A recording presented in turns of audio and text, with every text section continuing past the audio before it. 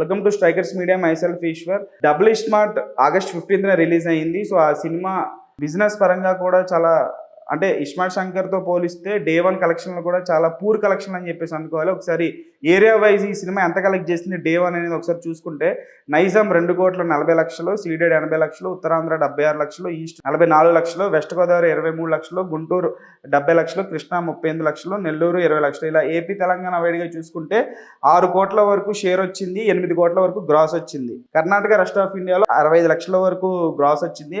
Overseas అంటే యుఎస్లో వాటిల్లో మాత్రం 55,00,000 వరకు వచ్చింది. టోటల్ వరల్డ్ వైడ్గా చూసుకుంటే 7 కోట్ల వరకు షేరు, 10 కోట్ల వరకు గ్రాస్ కలెక్ట్ చేసింది. ఓవరాల్ బిజినెస్ ఈ సినిమాకి 48 కోట్లు జరిగింది. అంటే బ్రేక్ ఈవెన్ అవ్వాలి అంటే దగ్గర దగ్గర 49 కోట్లు 50 కోట్లు రావాలి. ఇంకా మూవీకి 41 కోట్ల షేర్ రావాలి. అంటే ఇప్పుడున్న ఈ మూవీ టాక్ మిక్స్డ్ టాక్ నడుస్తుంది డబుల్ స్మార్ట్కి.